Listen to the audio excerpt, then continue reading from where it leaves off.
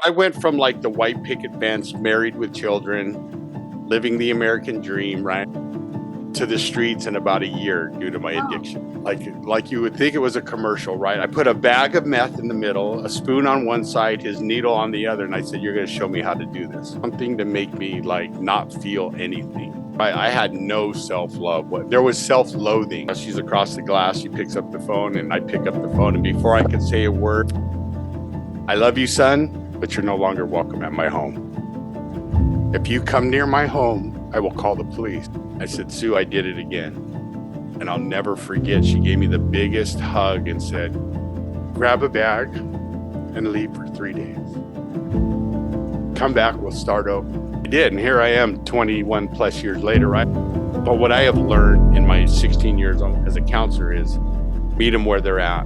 What we thought about addiction is all wrong. What do you think the opposite of addiction is? And the opposite of addiction is connection. Welcome back to Redefining Love. I am your host, Tara Portelli, and I have such a special episode for you guys today. This episode is so riveting, vulnerable, raw, inspiring. Honestly, I literally was trying to watch it back and I couldn't stop choking back tears as I watched this story. Max is a very powerful force in the world of addictions. He has been through his own struggle with addictions, and he is now a public speaker, an author, a life coach, an addictions counselor. This man is honestly making so much change for those who need the support. Now, if you're listening to this and you're like, well, I don't have an addiction, or I don't really know anybody who has an addiction, like, why would I want to listen to this episode? Honestly, addictions don't necessarily have to be about a substance. They can be addictions to relationships, shopping, social media, therapists, doctors. Like, we can be addicted to so many different things.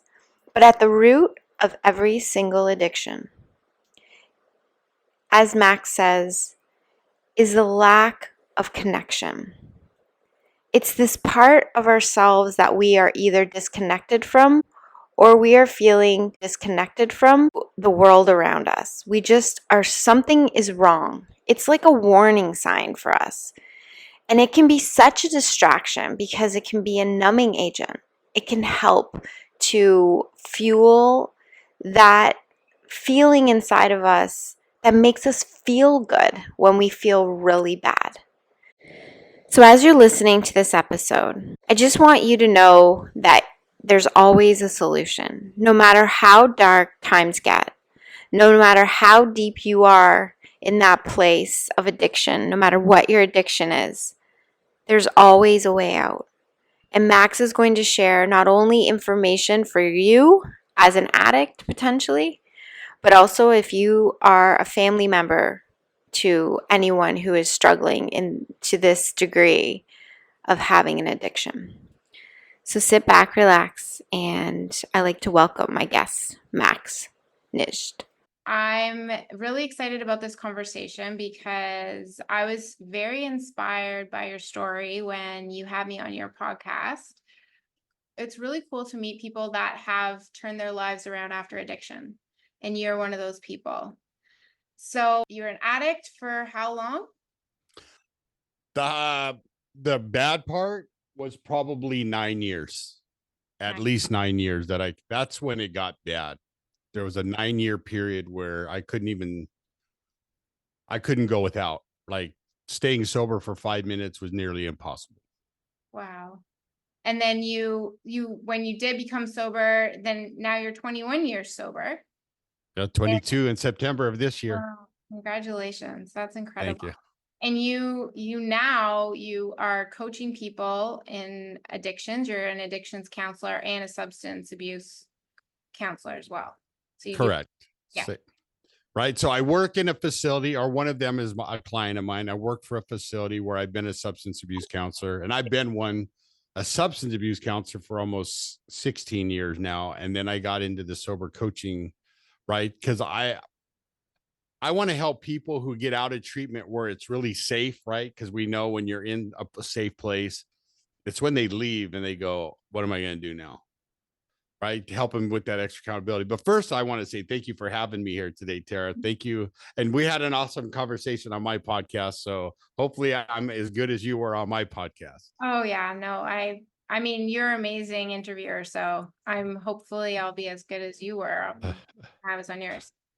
So this is a really important topic to me because I have a lot of addiction in my family. You know, I've watched my father suffer with addiction. I actually was his sober coach when he got out of recovery 2 years ago.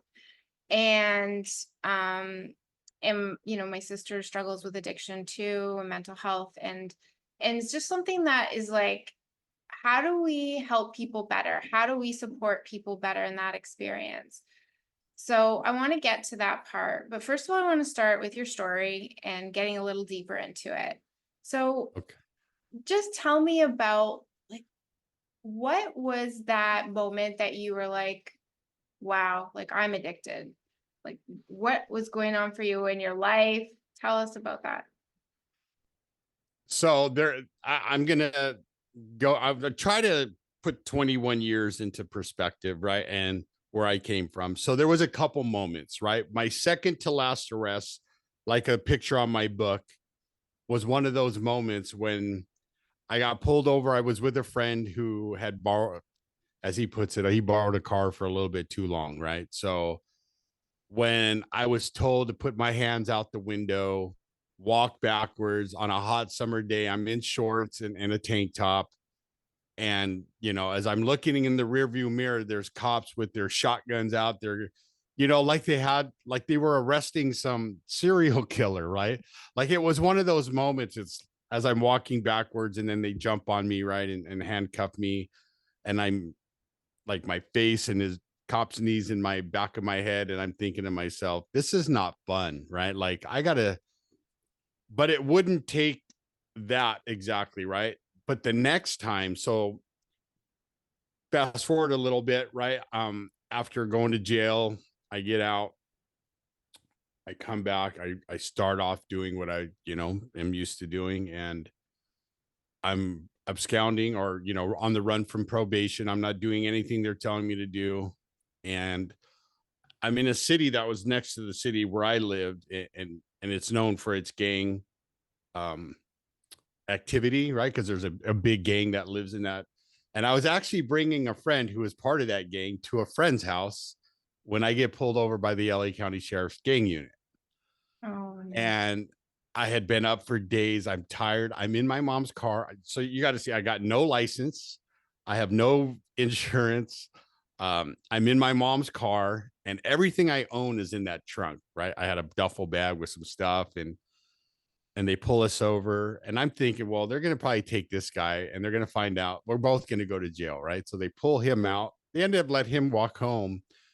But it was in that moment as the deputy was coming up to the side of the car and I could see him in the rear view. I was like, you need to take me in. I'm done.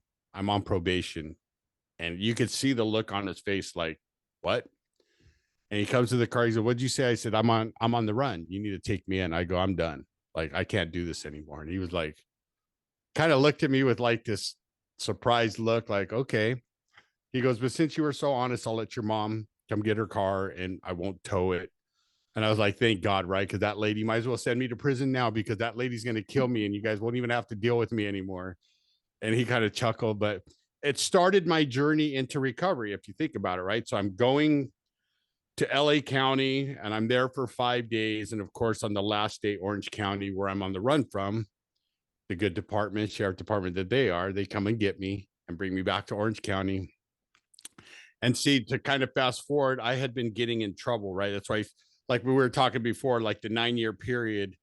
So I went from like the white picket fence, married with children, living the American dream, right? I worked at Xerox to the streets in about a year due to my Oh, addiction, right? Like it went wow. from that and then it just progressively got worse as things got worse, right? Because I didn't know the divorce crushed me, right? I was young. I had My mom didn't know how to support me, right? I didn't really have a father figure to say, hey, I'm going to help you through this, right? And things progressively got worse. As you know, in addiction, it doesn't get better, it always gets worse, right? So it went from drinking every day to, you know, doing, cocaine and drug with friends. And then when my brother, who had just did his first term in prison, right, was home, and he was acting weird, and I knew something was up, right? So I was living with mom, and so I didn't have to tell my friends I was living with mom, right?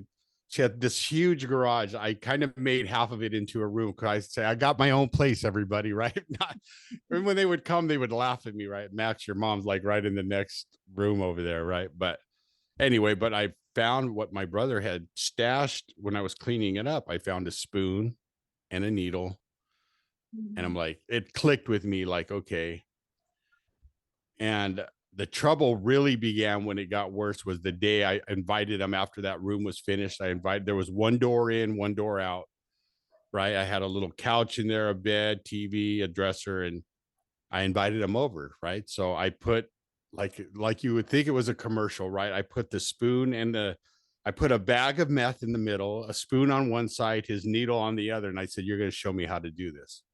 Because what had happened, to give you a background, so my divorce went through, and I was working one day when I get this message from my ex-wife saying, "Call me at this number," right? And it was a 202. And in California at that time, the only ones I knew of were 714 and 213.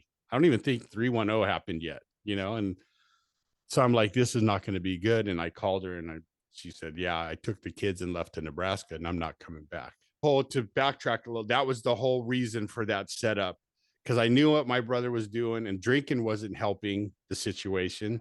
So I figured I need something to make me like not feel anything.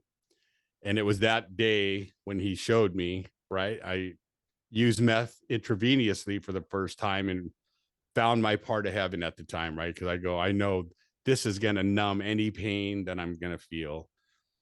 And it progressively got worse. Even when they came back 9 months later, what would happen is she said, "I'm back in Orange County. Come see the kids. They really want to see you." But in that 9 month period, I had probably declined. So like lost jobs, can't even work. I'm drinking every day. I'm doing drugs every day, meth. And she said, "Come and see the kids." And I said, "Okay." So not wanting to miss that meeting with my kids or seeing my kids, I asked a friend if I could borrow her car. She said, "Sure." I said, "I'll bring it back tomorrow. I promise. I just don't want to miss this." So I parked in front of her house that night. Right. It was summer. It was one of the hottest summers in history. It happened to be one of those hottest summers in Orange County. So I remember put the seat back. I passed out. And then I wake up to a knock on the window because I had rolled the windows up, right? And I put the seat up. And of course, just picture this. I'm sweating, right? Because it's so hot. My ex-wife is standing there with the three of my kids and just looking at me. And she's got this look of sadness and disgust all in the same, you know what I mean? Like she couldn't, right? And she felt so bad. And she said, "Well, you can stay the night tonight. I'll let her knew she was married. She got married again, and really told him, like, you don't have a say so. He's going to stay here with the kids." So not, I ended up spending the night with the kids that night. I would leave, and that would be the last time I would see him for 9 years. Because as you know, the guilt and shame that kicks in with certain, like when we have those moments where we realize what we're doing and what keeps us in our addiction, I believe, because of my own experiences, the guilt and shame became so great, right? Like I had to keep numbing myself out, and it didn't matter if they were living in the same city, right? I would either wait till night when they go to bed to go do my thing or wait till they went to school. It got worse really bad, from someone who never got in trouble. It started with minor stuff and then it got bad. So fast forward, the moment that I knew I had to change, right? So I'm in Orange County again. Go back to that story. I had been using for a long time. I hadn't seen my kids, and I was going to be there a while, right? I had seen the same judge over and over, and I knew I was going to be there for a while. So I think I'm 2 weeks or a week in, and my mom comes to visit. I'm like, cool, you know, you got a visitor. All right, I see. And I could see it's my mom. And I'm like, okay. So we're sitting across, you know, she's across the glass. She picks up the phone and I pick up the phone. And before I could say a word, she's, I love you, son, but you're no longer welcome at my home. If you come near my home, I will call the police. And if my neighbors see you, they're going to call the police. What are you going to do? And it was at that moment where I just went, like, I still get choked up thinking about, because she's gone now. You know what I mean? And Yeah. I know as a parent, that had to be hard for her to finally put her foot down and say, look. And she goes, what are you going to do? And I said, I don't know.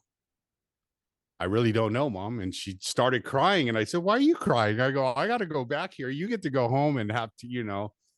And she said, that was the best answer you've ever given me.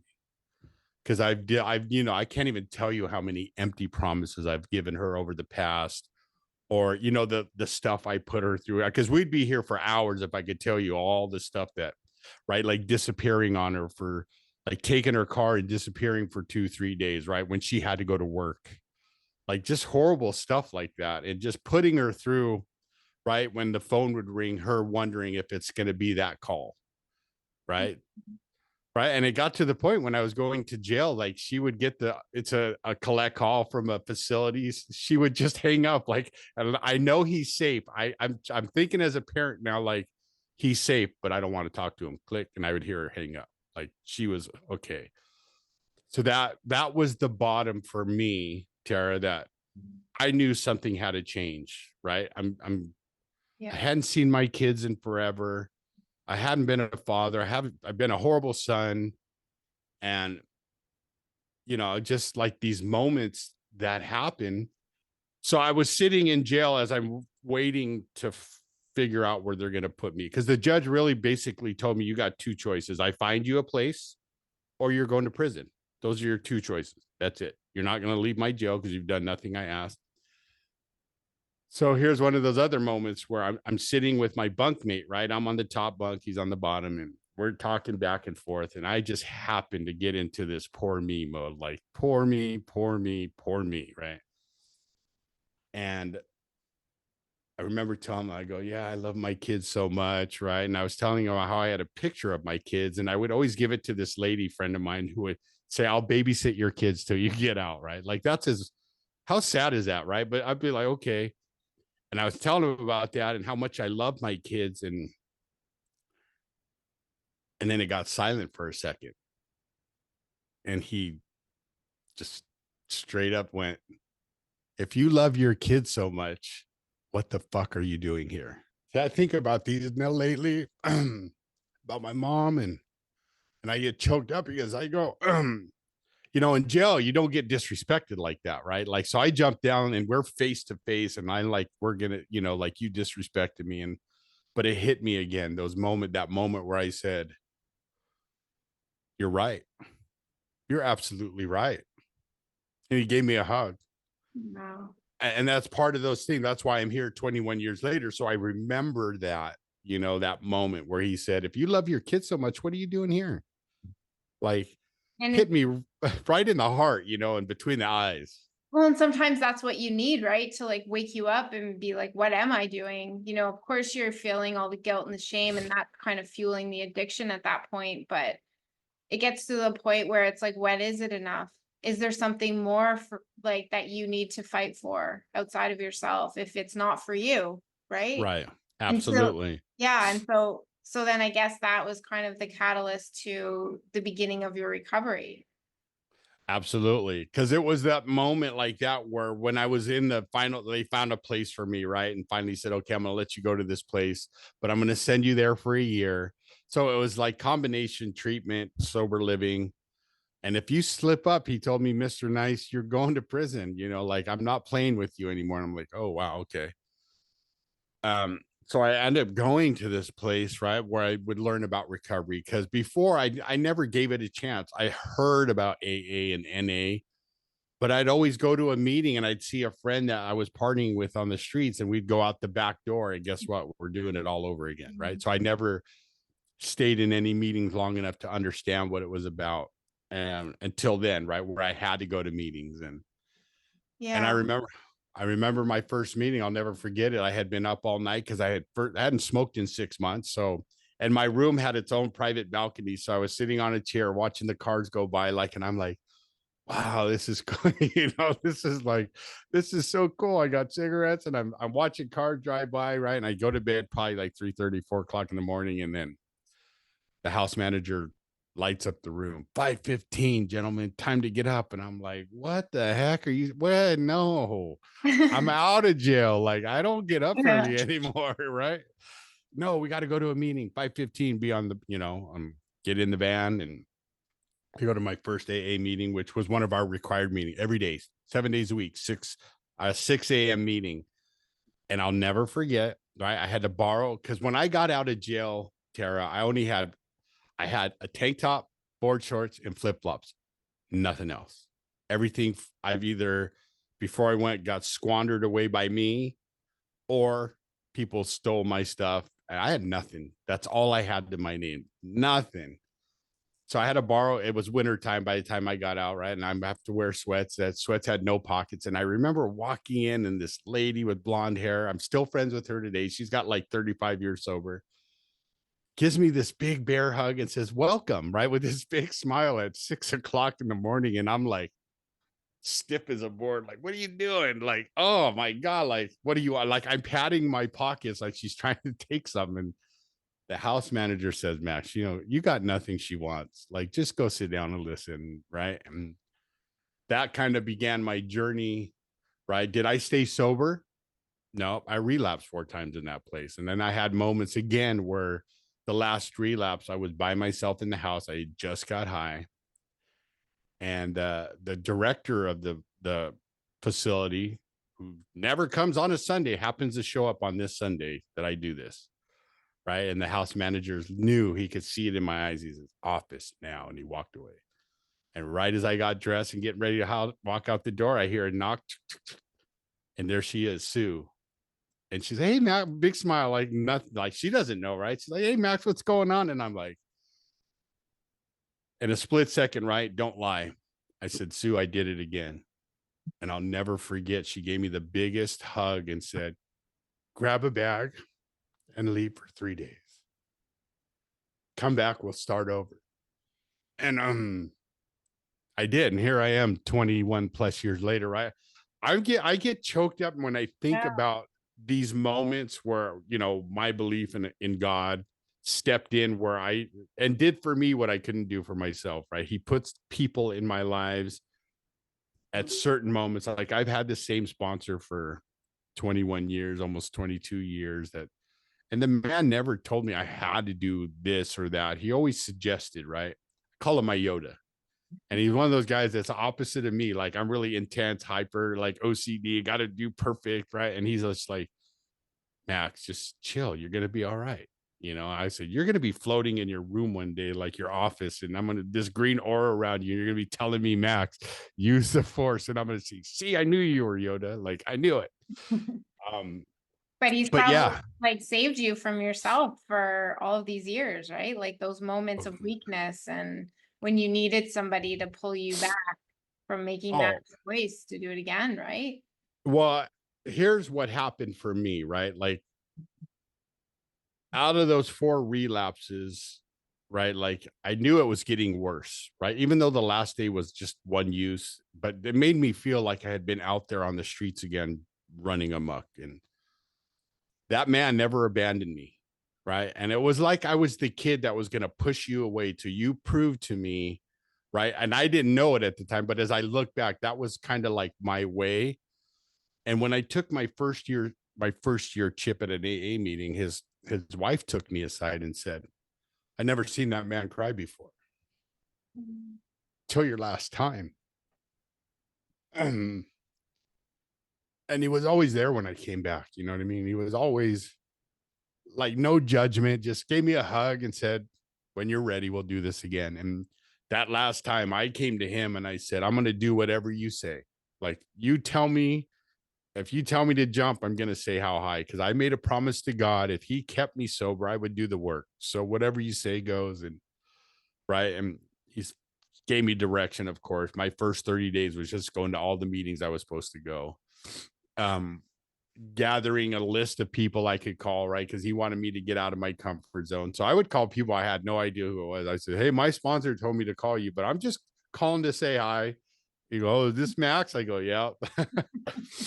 You know what I mean? And I attribute that, man, to saving my life. But he'll always tell me, if you were here with him, he'd say, oh, no, he did all the work. Like he did it. But he did, just being there, having that person that had faith in me when I didn't have faith myself, and just kept telling me you're going to be okay. And I'm like, okay, doesn't feel like it.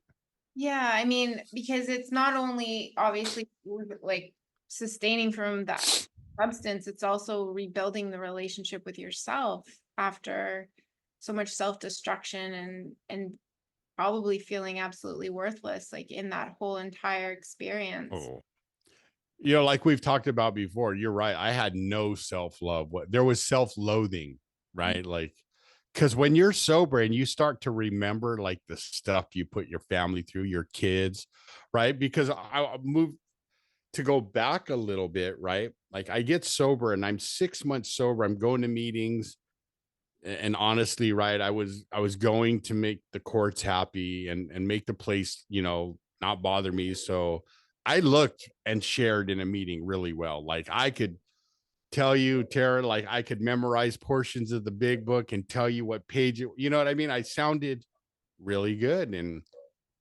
at 6 months sober, I get a call from that ex-wife. Said, hey, because I had been sending her letters when I got there, right? Like, I'm sober now. Hey, please let me see the kids. Like for 6 months straight, every week I would send her a letter, and I got no answer. So I was resigning to the fact that I understand, like, she doesn't want me to see these kids because of the damage, of not being there. And then when I got that call, because I was at my first real job in recovery, right? I had a flip phone. So I felt like I was, arriving. I'm coming back, my comeback is happening. And I went to the truck to get a tool at the job we were at. And I remember the phone ring, and I didn't recognize the number, and I answered it. And it was my ex saying, hello, is this Max? I go, yeah. And then she told me who it was, and I almost fainted. Like, she goes, I finally got your letters. I'm down by San Diego. Come see the kids. They want to see you. And I did that with my brother. I'll get into that in a little bit, but I did that with my brother every weekend, right? From 6 months to about a week shy of 10 months sober.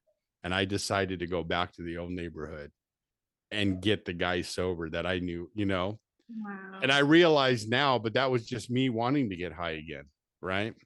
Because they were all doing the same thing. I thought, I'm super sober. I can get these guys sober, right? My sponsor goes, that's not what you wanted to do. You wanted to get high. And I'm like, yeah, you're probably right. Right. So then fast forward, after that, I'm sober. And here's another moment where it's like, I got to do this for me first. Right. So I'm about 30 days sober, and I'm into sober living. Everybody's there, right? Because it's dinner time. Everybody's cooking dinner, and my phone rings, or I know I get this bright idea after my sponsor said, don't do this. I'll help you with that because there's a way to go about it, but don't call her and tell her you're sober now and everything's hunky dory, right? Well, I did it anyway. I said, hey, Susan, it's Max. I go, sorry, I've disappeared for you for 5 months, but I relapsed. And before I can finish, you can imagine, right? I liken it to like she made up cuss words I've never heard before, right? Her head spinning, she's spitting the green pea soup like on The Exorcist, like I don't want nothing to do with you. And all I remember is, besides that, the memory is her before slamming the phone down, right? Was, you'll never see these kids as long as I live. Boom. And everybody, like, you could hear a pin drop, right? Like, my friend goes, sounds like she's pissed. And I go, you think? Yeah, but that's but it was that moment where it was like, I knew that I had to do it for me first, because if I did it for, let's just say, you or my kids or her or mom, it wasn't going to work, because that's what I did it for, right? The courts. I did it for my mom to prove to her I can do this, and to my kids in the beginning, right? I was seeing the kids again, and I realized I had to be selfish and really focus on my recovery. And right, she didn't let me see the kids. So like every week, my sponsor said, "Here's what you're going to do." So I had to call her. I had to, let her know I was sober, I was working, and if she called me name or whatever, I would say, "You're right," and click. And I asked him, I go, "I really have to say that?" He goes, "Just trust me on this, please." Well, that lasted a year. And like I said, it was 14 months later, give or take. And it was 2 days before Thanksgiving. And she called me again and she says, "I'm in Orange County back at my parents." And she goes, "Be here for Thanksgiving. Don't be late."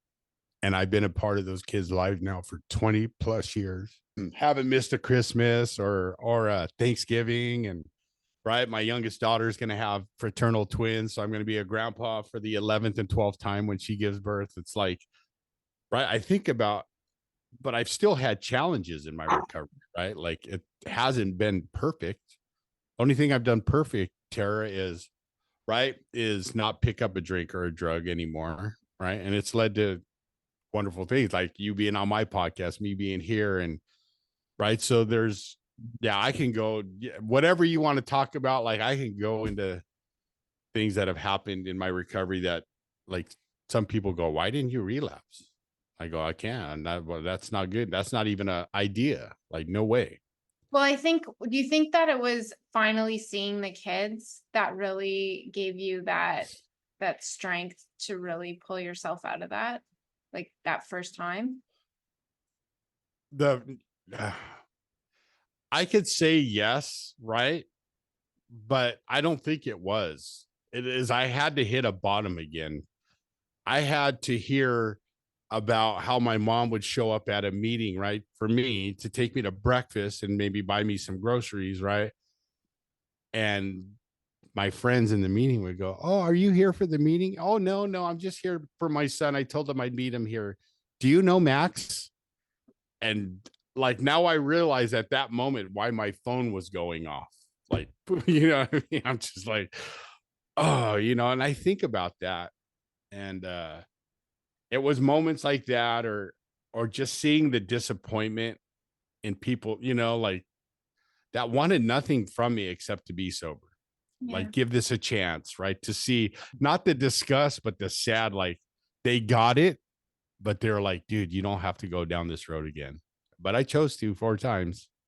Wow. I mean, what a crazy, incredible story. I think you almost had me in tears like 5 times in that conversation because I know exactly what you're like, not that I know what it feels like to be you, but just to see like the struggle that my family has gone through and like the addiction, the battle, the guilt, low self-esteem, like all of it, Mm-hmm. and how the addiction can control you so much. Right. And of course, it's like you're not loving yourself, you're not giving yourself compassion because you don't have any reason to at that point, right? Because you're so deep inside of it. So Right.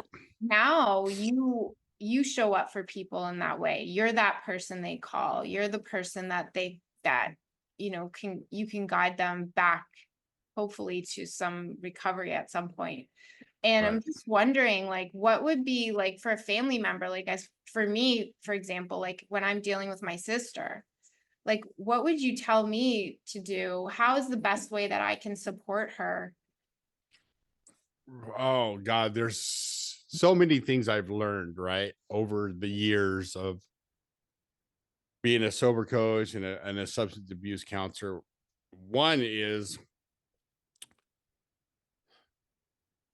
love her, but have boundaries, right? I don't know. Like, I'll tell you in your audience, right? There was a TED talk that I watched, and I think we talked about it when you were on my, excuse me, on my podcast, of this British journalist who had a family member who was addicted, right? And like everything they tried, right? The tough love, nothing worked. It made them worse, right? He talks about, and then he brings up how Portugal, right, or a lot of the places that have legalized drug use, right, or certain drugs, right, how the crime rate has gone down. But at the end, what struck me is because the whole title is "What We Thought About Addiction Is All Wrong," right? Mhm. So he asked the crowd, he says, "What do you think the opposite of addiction is?" And this is when it hit me. This was years ago. And I changed the whole way I practice, how I meet clients, right? And you could hear the crowd, sobriety, recovery, right? This or that. And he goes, the opposite of addiction is connection. Of shaming our addicts, right? Because you know as well as I do the stigma that's out there for drug addicts and mental health, right? Like it's horrible, right? And they don't treat it the same way with someone that comes on and says, you know, hey, I've got cancer, right? Oh, we're going to love on you. We're going to help you. We're going to treat you, right? Like a lot of us know from experience, right? Oh, you're an addict. You made this choice. Now you go fix yourself, Wow. right? And my mission has been to change that stigma. But what I would say to you, like, and to answer your question is to love on your sister, but also hold those boundaries, like letting her know, like, this is not acceptable for me, but I'm here to help, right? I'm going to love on you, but I'm not going to do whatever you know, because we know we're good liars, cheats, and thieves, as they say, and we're master manipulators, right? We're going to get what we want somehow, some way. Mhm. But what I have learned in my 16 years as a counselor is meet them where they're at, right? Let them know I'm there to help support your recovery, but I'm not going to support your drug use, right? And this is what I'm willing to do for you if you're willing to do this for me. Yeah. And I think that makes a lot of sense because probably as someone who goes down that road of addiction, like maybe the one thing that you're lacking the most is connection, you know? Well, you know, right? When we're Yeah. in our, we're not even connected to ourselves, like you said. You said it perfectly earlier. Like we're not even, there's no self love going on, there's no compassion, right? And we treat everybody how we're treating ourselves. So if we're disgusted with ourselves or we're angry with ourselves, it always comes out to other people the same way because we're not mad at them, but we're disgusted at what we see in the mirror. Because, right, there was a period in my, my addiction where I made sure I shaved, brushed my teeth, all that in the shower because I knew it would fog up the windows. I wouldn't have to see that reflection, Yeah. right? Because that would be the worst thing to see is looking at that person, which happened to me that last time I told you I relapsed. I was looking in the mirror and it was just like my life, right? It went from like disgusting to like you're a piece of crap to like, you can change this, right? But here's what's going to happen if you keep going on this route, which is either prison or dying from an overdose or, right, trying new drugs that started coming on the scene like fentanyl and stuff like that, right? Oh, that's good. I'll try that. Let's do it, right? And then you and I aren't here today, but that's, if my advice to anyone, family members, right, is you can love on them, but you have to hold boundaries and let them know, like, this is what's acceptable to us and this is what we'll do for you, but this is what we're not going to allow, right? It still means you love them, but Yeah. it gives them that framework of, okay, they mean business. They love me, but they're not going to take my crap anymore. So do you think that how your mom showed up in prison when you were in prison and how she basically told you like she didn't want to see you, she didn't want you to come near the property, was that the right way to handle you at that point? It's exactly what I needed at that point. Cause I'm a mama's boy. I'll admit it to your crowd. Everybody, yes, I was a mama's boy until the day she passed away, right? And even when I thought I was a tough gangster, thug, or whatever, right? I always go home, Mom, will you make me something to eat? You know what I mean? Of course you would. But as I look back on that was a moment I knew, like, holy moly, what am I gonna do? Mom could look me in the eye without blinking and say, "You're not welcome in my home anymore." Like, right? I knew that had to have been hard on her, right? Mhm. Because I mean, there's seven of us, right? There's five of us left now. Um, And that's another story. But you know what I mean? Like, I know that was tough for her. And I knew, like, I didn't get like resentful or angry at her for saying that. Like I said, I woke up to the fact like I got to change, but I didn't know what that was gonna. I really, when I was like, I don't know, you know what I mean? She looked at me like, what do you mean you don't know? Like holy moly! Like, she kind of smiled at first and then she cried. Like, that's the best answer I ever heard, because right, I'm brilliant. Like, I'm going to tell you I'm going to do this and this, right, just to get you off my back, and then once I get out, I'm going to do the same thing over and over again. Yeah, and I feel like that's common, like not only with addiction, but also like in mental health. Like I feel like they'll say exactly what they need to say in order to get the result they are looking for, the what they want. Like, and I know when I think about my mom, for example, like she is without any fault of her own an enabler because she Right. wants the best for my sister and she wants to see her thriving, and it's such a difficult experience. And then when my sister is unwell and in the height of her whatever is going on for her, like she's so hard on my mom. You know, she knows exactly what to say to hurt her. And like if we were speaking to somebody like my mom who is dealing with a child that's got an addiction or a mental health issue, like what how did they respond to that? I'm sorry, my dog. That's all right. I got doggies too. I'm surprised you didn't hear them earlier. They're all out here barking every time it dry. The postman or somebody walks by, they're like, "Rah, rah, rah, rah, rah." I can't hear anything. Yeah, so how would it, like how would you like advise someone like my mom, someone with a child with addictions that's kind of in the fire stage of that experience? So this is what I have done in the past, right? I love involving the family in someone's recovery, right?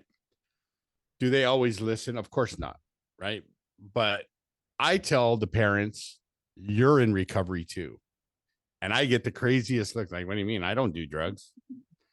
I go, no, but you've been affected by the addict, like their behavior, like, and I'll ask them, like, how many nights have you stayed up all night because you're worried where they're at? And they start looking like, oh, okay.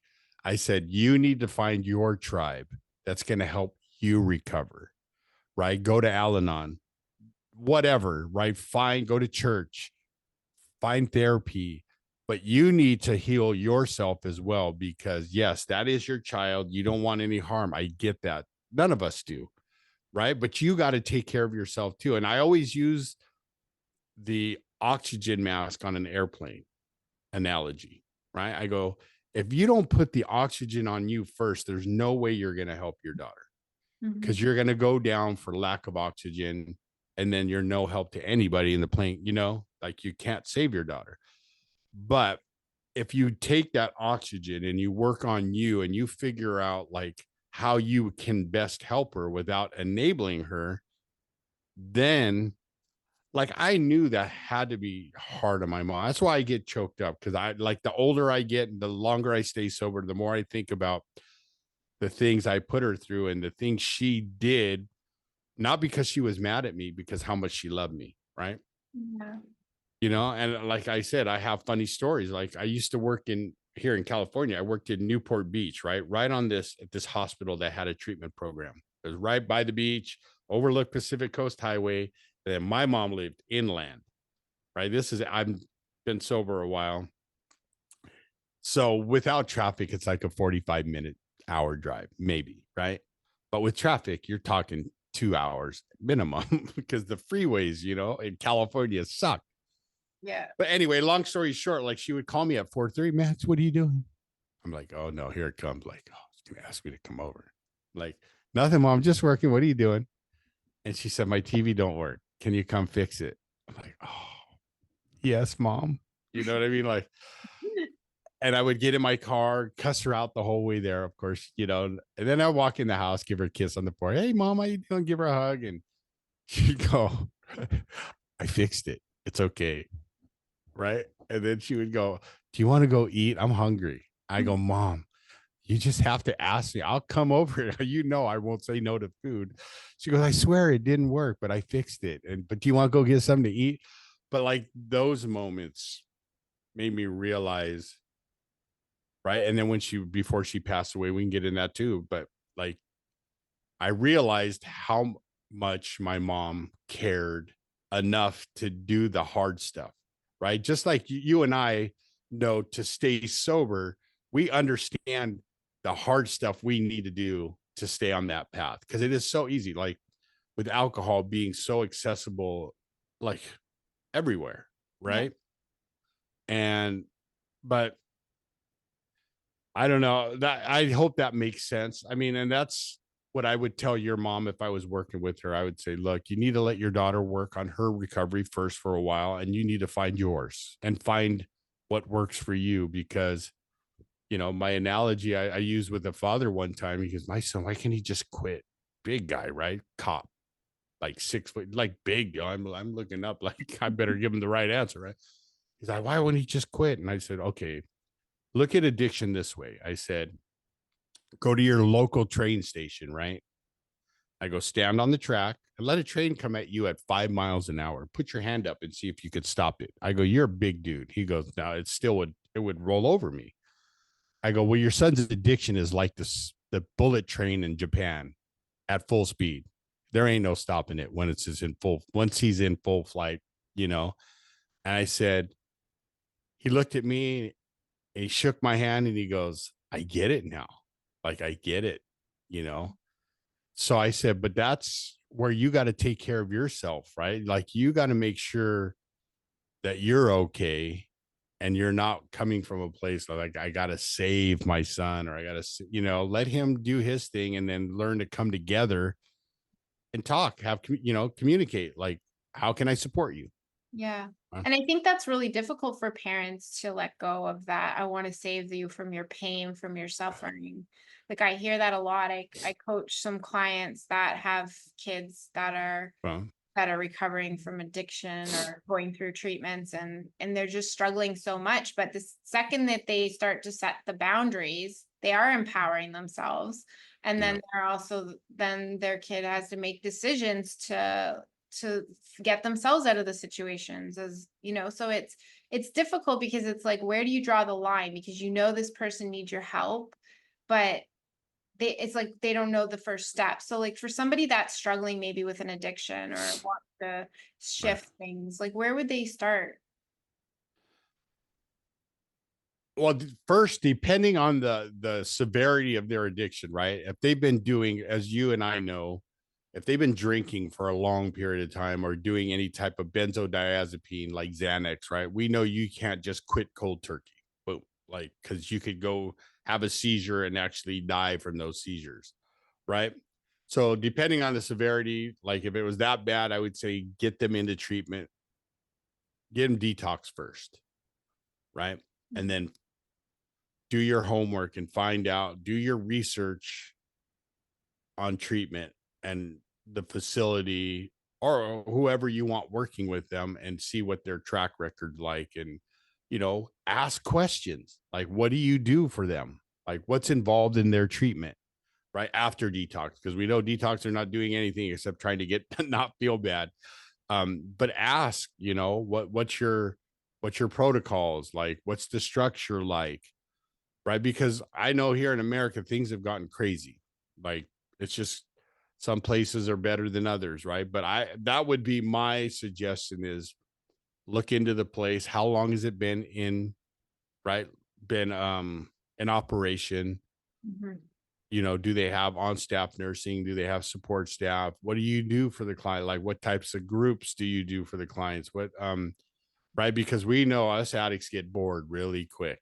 And if we're sitting around that, right, boredom is another reason we relapse. We get bored and we're like, we got nothing to do. So I know it always cured my boredom, right? But that's kind of like my first step is to always see, well, where are they in their addiction? Are they just starting? Right? Because maybe they can go to an IOP program or what you do, right? Or do plant medicine or whatever, right? Like, Right. or go to meetings, whatever. Or if they're that bad where like they're either drinking themselves to a blackout every day or they're taking uh, other drugs along with that, then you want to make sure they're medically safe to even start treatment. So go get them detoxed, and find out. Right. what the best route for that is. And does the addict have to come to this realization themselves? Like, do they have to recognize I want help? Or is it something that as a family member, like you can kind of keep pushing on them? Like, is there like what is the magic way to get them to decide to go to recovery? Do they need that rock bottom moment?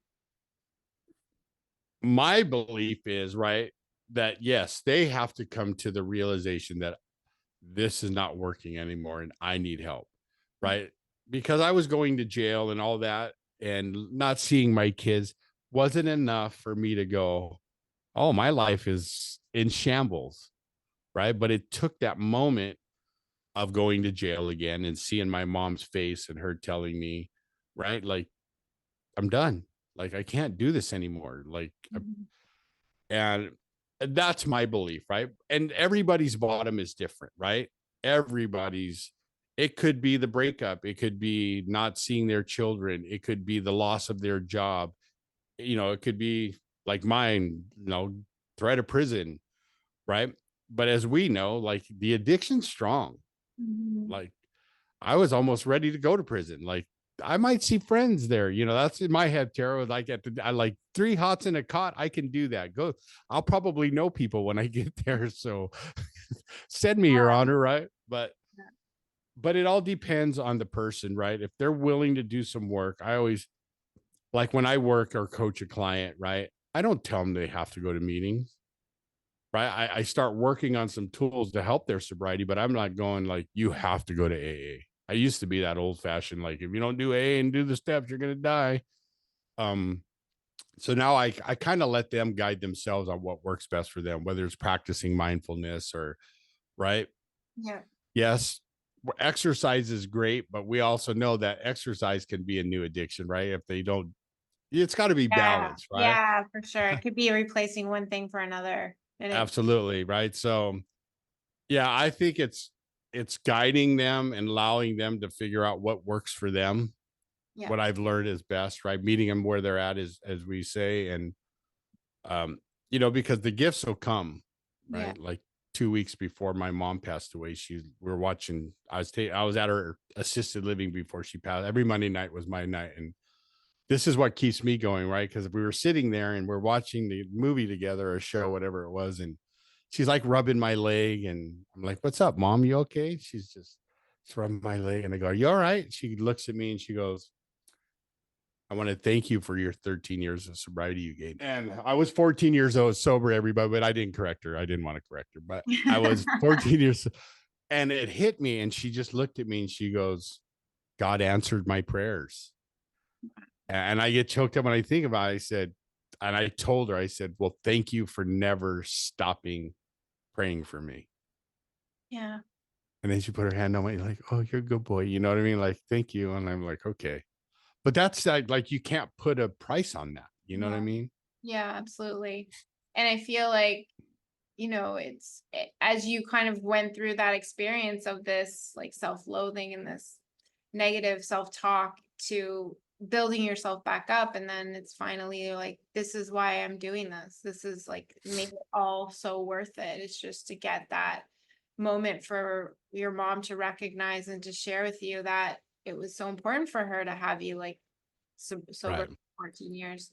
So like in your recovery and in your I guess up to this point is 22 years of sobriety. Uh Almost. almost. We're getting there. Yeah, we're getting there. um what has been your how are you rebuilding yourself and your relationship with you? What is it that you do? Well, in the beginning, like I said, I'm not endorsing anything or whatever, but 12 step Alcoholics Anonymous saved my life, right? Like, building that community and finally realizing I was not alone. And that, on a certain level, we were all the same, right? We may have come from different backgrounds, right? Like, a speaker put it to me perfectly one time, or at a meeting I saw, she said, "We come from Park Bench or Park Place. It doesn't matter. We're Right. the same, right? We all have this common problem with a common solution. So it started there, right? And actually doing the work and working all 12 steps, where I realized like I had a lot of stuff to get rid of, and not, as the saying goes, let go and let God, and give up all the stuff I thought I needed to hold so tightly onto. And then evolving from there, just, like starting getting into not only that, but personal development. And there was one thing for me that I'll tell your audience and you, that this is what I do. This is what helps me to this moment, to this time right now, this day, is knowing that I can look in the mirror and smile back at the guy that's looking at me and not be disgusted. Yeah. You know what I mean? Knowing that I'm not perfect, right? But in God's eyes, I'm perfect. I'm his. Like I say, I always tell my clients, I go, look, you deserve the best sobriety possible, however that looks like, because you're one of God's kids, and God doesn't have grandchildren, and God does not make junk. Yeah. Right. And you should see the looks I get. Like, what do you mean? No one's ever told me that before. But that's, someone had told me that. And I do that. Right. So when I'm having those bad days, I realize that's just me being human, and I'm allowed to have a bad day. Right. Yeah. Bad moment. A bad day is if I drink or use again and I'm off and run and do the thing. So I've allowed myself that self-love and self-compassion, knowing that I was brought back to, if I don't do it for myself, how am I going to help the clients realize that they can do it for themselves? Right. Because if I still hate myself and I'm looking at myself, we're like, oh, you're a piece, POS, like they're going to read that and go, this guy's full of, you know what? But it's taken a lot of time and a lot of work. But it's the best journey I've ever been on, right? Because it keeps evolving and it keeps getting better, right? And And it's just trusting the process and knowing that if I just keep doing the work, it's going to keep getting better. exactly. And being grateful for your journey and how far you've come, right? Like just being at this place now of gratitude for yourself to pull yourself out of that, even in that moment where you were so weak, like you had that ability and that strength to bring yourself out of it. Right. Well, like I asked you when you were on my podcast, right? What makes you happy, right? How does that look? So happiness is, I put a Y in my happiness. And from you and many guests, right, always ended, right? Like if you practice gratitude, you can't help but be happy, right? Like even for the tough things that happen in your life, right? Because as you know, when you talk to me like 9 years ago now, like I would lose my sister, my brother would commit suicide and lose his battle to addiction 8 months later. And then my mom passed 6 months later to the day on Thanksgiving Day. And then that following Monday, I would put my daughter into treatment for the first time. Right. One of the biggest things that got me through that time was continuing practicing gratitude. Right. Even when I saw my mom like slowly die of a broken heart, right? Like being grateful that I could help my siblings and my family be there for my mom instead of them worrying out, where's Max? Oh, he's in jail or he's in prison. You know what I mean? It was hard. Don't get me wrong. And then, at the same time, like 5 years ago or almost 6 years ago, when I lost my granddaughter and my son almost died of his addiction from a massive stroke, right? Like finding the things to be grateful for, like my boss letting me spend time with my family to after, first after my granddaughter passed away. And then a week later, my son almost dies of a massive stroke. And the owner of the company going, you take as much time as you want, right? Like, and I'm paying you. Like being grateful that I have people that understood what I was going through, but in good times too, right? Like I'm grateful that I get to be here with you and talk your ear off and see you smile and get some tears in my eyes. And right. And I always believe, like I always try to plant that seed, is find the things you can be grateful for, because it'll get you through the toughest of times. And that's what happened for me. And it's true. No, I mean, gratitude is an amazing practice that I think can help us shift even our mindset or like where we're at if we're feeling like super dark. I mean, there's so many things that we can be grateful for. Right. They could be the simplest things, like having running water, or things that, like, living here in Mexico, that you appreciate things differently when you're living in a developing country. And like, just this, it can be the smallest things, right? So Absolutely. yeah. So I always tell my clients, keep it simple. It doesn't have yeah. to be some extravagant thing. Just whatever pops to your brain, like just write it down. Yeah, exactly. It doesn't have to be, yeah, Right. you can literally go through the alphabet and find something to be grateful for. Um, I've done that. So you're here now. You are coaching people who are either addicted or sober, and the families. Is that correct? Right. Yeah. Well, mostly they've already gone through treatment, right? I'm Okay. like to help continue that process of recovery, right? Because you know, and I know, like, I don't know how many people have gone to treatment and they say, bye. It's like going out of the military or out of prison. They say, here's your gate money. Now, good luck. Yeah. Right. Right. So I like to say, I like to be their accountability coach, their mindset coach, and help them continue that path, right? Keep them on the road to recovery, because it's scary sometimes when you're stone cold sober and you still got all these bills you got to pay, you know, and there's Yeah. still things that have happened in your addiction that you got to address. But so I'm kind of, and yeah, I love working the families if they allow me to work with the families, but I do the same thing. Like I'll meet with, you know, the client, and then once a month I do a progress report with the family, and it gives the family opportunity to tell me what they see changing or not changing, or and it lets them have a voice and help, right? And the clients end up liking it because now they got the support of their family instead of like, you're out, get out, you're done. Yeah. Yeah. And it can keep them accountable, right? Like, they have their family, Abs- they have someone like you to support them. And Absolutely. I think it is important to have that support network, that like someone like you who's been through it, has embodied this experience. You know those moments of weakness and what to say to somebody in those times. And I mean, and it's incredible to even hear about your journey to this point, and then now supporting your own family and watching their struggle, and your kids and stuff, like going through their addiction. I mean, it's not by accident. You Right. needed to go through this difficulty so that you could become this stronger man that you are today. And like, it's like the sandpaper that shapes you. And I just love that saying, because I really feel like our facing adversity in life is that it's just teaching us and helping us to become stronger for the next person who's going to go through the thing that we're going through, you know? Right.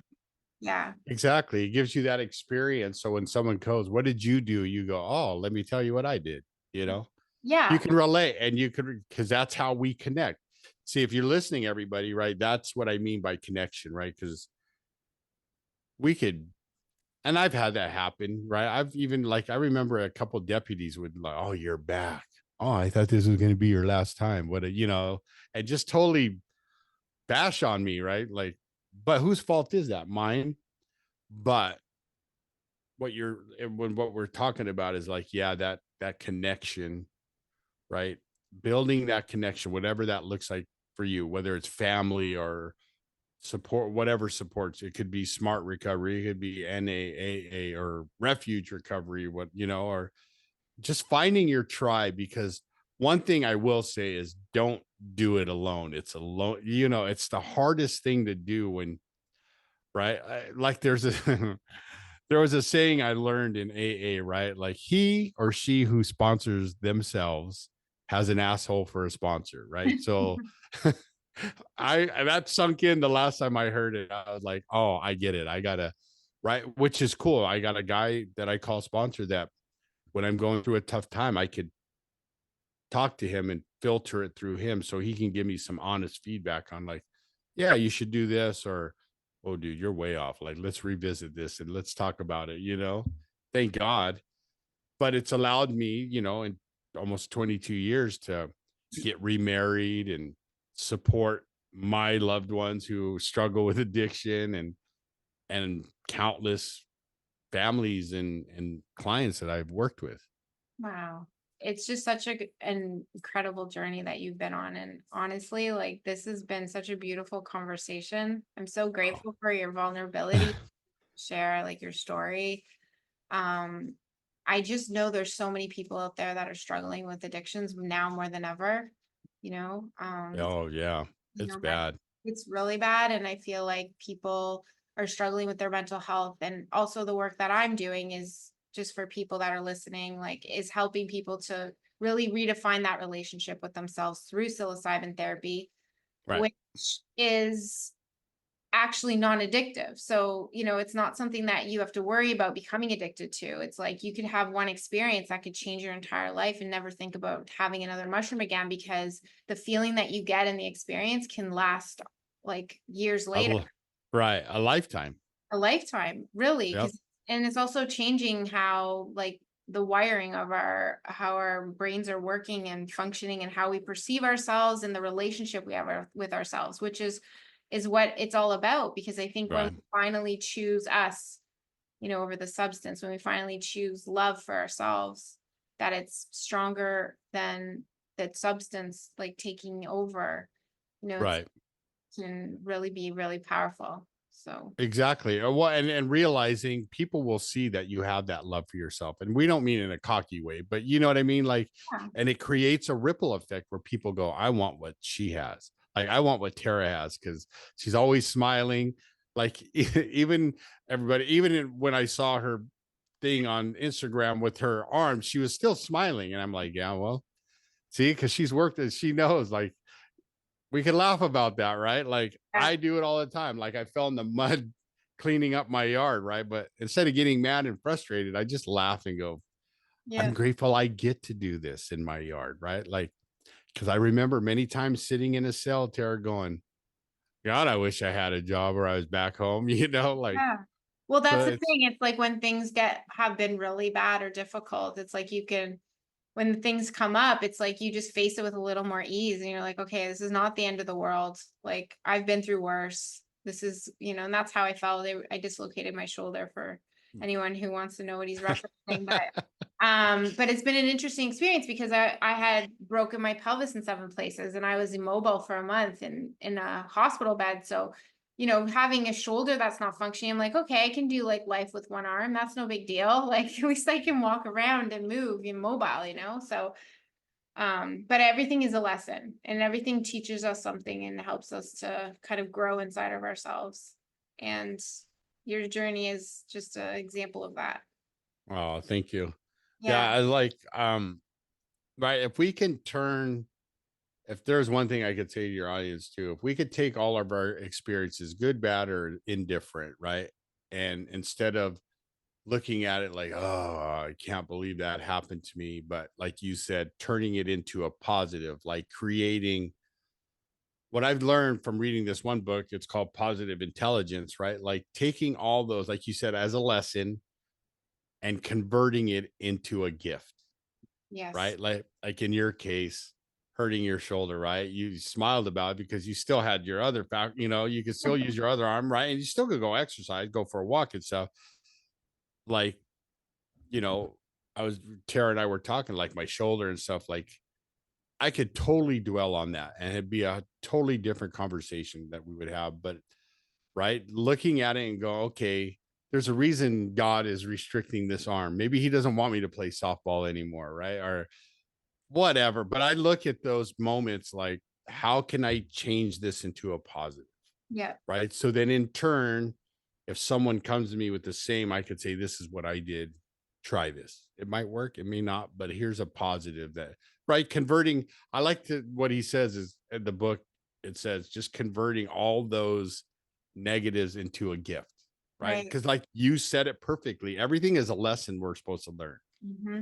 And if we don't, it's going to show up over and over and over again until we learn that lesson. It's It so just, true. it's It's just gonna how it come, works. and next time it's gonna come even harder if we don't Yeah, learn the lesson. It's just gonna keep coming for you. So you might as well just face it now. exactly.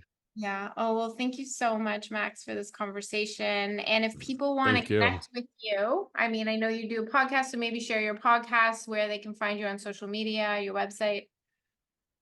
Okay, so if you want to connect, I'm on Facebook at max.nijst, max.nijst. I'm on Instagram as the Fearless Happiness Ninja. the Fearless Happiness Podcast. Yeah, I have my own podcast called the Fearless Happiness Podcast. The happiness has a Y in it, and it's for a reason. So when you go listen to the podcast, you'll figure it out. I'm on LinkedIn, Twitter, everything's Fearless. If you look up the Fearless Happiness Ninja, you'll find me. And I have a website, maxnijst.org, if you're looking for help, right? I do free consultation to figure out where your loved one needs to go or yourself. And yeah, I'm all over the place.